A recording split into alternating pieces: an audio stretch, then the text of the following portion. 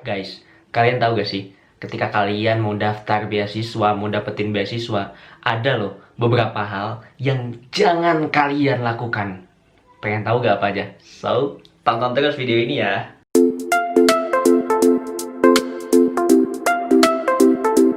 Hai, balik lagi bersama aku Fauzi di channel Jejak Zamzami. Gila, udah kurang lebih 1 bulan aku gak bikin video karena aku memutuskan untuk fokus ke magang dulu.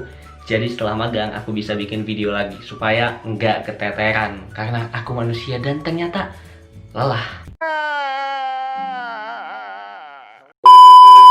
Dan buat teman-teman semuanya yang udah nonton video-video yang lainnya, yang udah ngasih feedback juga, yang udah ngechat juga kapan nggak bikin video dan sebagainya, it's really make me happy guys. So thank you so much. Dan yang belum subscribe jangan lupa subscribe dulu ya.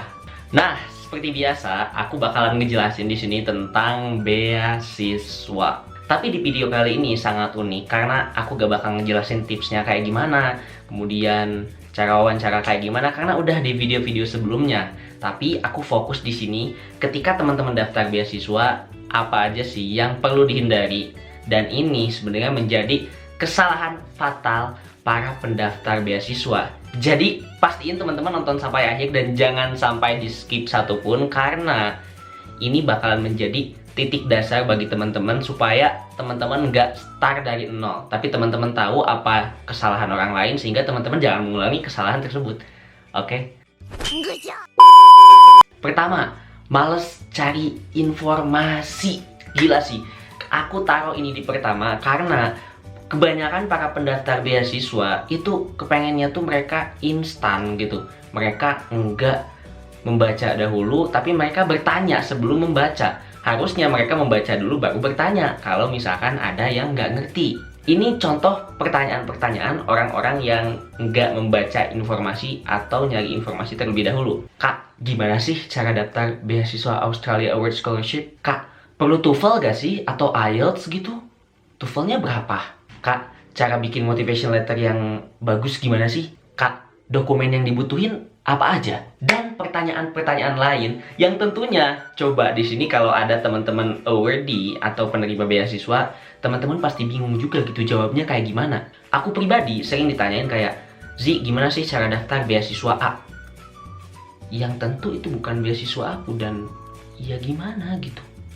Kan ketika kita daftar beasiswa itu pasti orang yang nyelenggarain beasiswa udah ngasih tata caranya gimana, dokumen yang dibutuhinnya apa aja, TOEFL-nya harus berapa, harus pakai TOEFL atau enggak.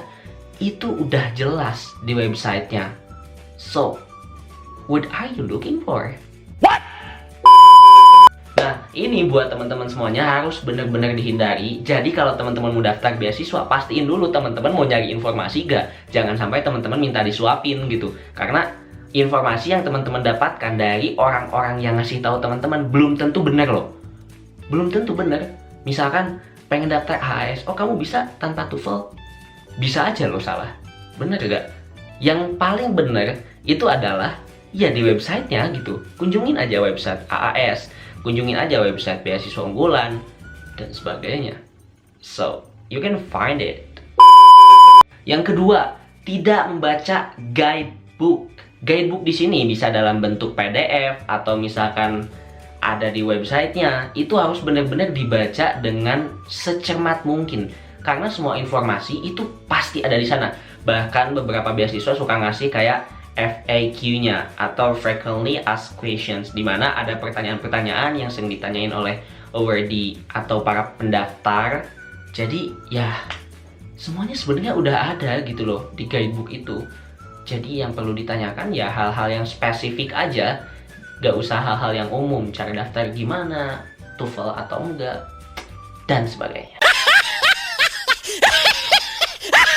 A few moments later. Yang ketiga adalah timeline. Timeline atau waktu ini beneran sangat penting. Kenapa aku bilang penting? Karena harusnya teman-teman ketika daftar beasiswa apapun itu ya, beasiswa untuk kuliah, beasiswa untuk short course dan sebagainya, teman-teman harus melihat timeline. Kalau paling minimal itu 6 bulanan deh.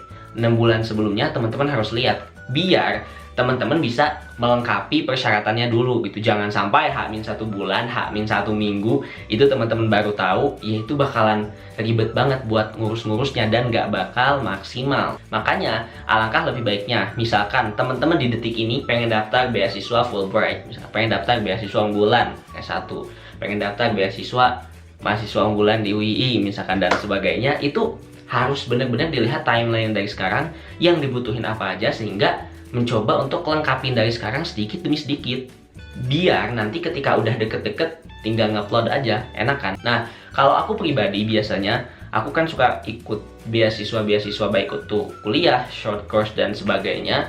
Itu aku ngelihat dulu timeline dan aku bikin per timelinenya dari kayak 1 tahun sebelumnya. Misalkan aku tahun depan ada planning buat daftar beasiswa A. Nah, aku udah timeline dari sekarang, bulan Januari itu yang keluar beasiswa apa, bulan Februari yang keluar beasiswa apa, bulan Maret yang keluar beasiswa apa, sehingga aku bisa struggle dari sekarang untuk nyiapin dokumennya apa aja. Kalau motivation letter ya harus direvisinya berapa kali, kemudian harus bikinnya gimana, siapa yang mau ngerevisi dan lain sebagainya gitu. Oh, by the way, this is just for information. Kalau teman-teman punya essay, punya CV yang butuh untuk dikasih feedback atau proofreading, just tell me and send to my email and I will help you with a brave heart. Yang terakhir adalah terima instan. Ini yang bener-bener jangan teman-teman lakukan. Teman-teman bayar orang, lu kerjain CV gue. Atau nyuruh temennya, lu kerjain dong motivation letter gue. Please, jangan lakukan ini. Karena yang tahu aplikasi teman-teman, yang tahu background teman-teman secara mendalam ya teman-teman sendiri gitu loh. Dan terima instan ini nggak harus teman-teman juga minta tolong ke orang lain gitu untuk kerjain CV kita atau dokumen-dokumen lain. Tapi juga teman-teman jangan sampai pengen terima instan nggak mau nyari informasi. Makanya pastiin teman-teman nyari informasi. Teman-teman harus rajin banget nyari informasi. Aku dulu sampai hafal banget persyaratan setiap beasiswa because I look for many informations, guys.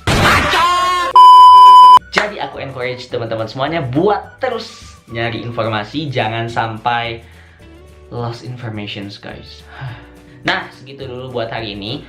Video tentang kesalahan-kesalahan yang harus dihindari oleh para pendaftar beasiswa. Semoga bermanfaat dan jangan lupa like, comment, share, dan juga subscribe. And if you have any questions, just drop out the questions at the comments below. Dan buat teman-teman semuanya yang butuh bantuan untuk proofreading essay, just tell me. So, I'm Fauzio Hijamzami. Go ahead, see you next time, and goodbye.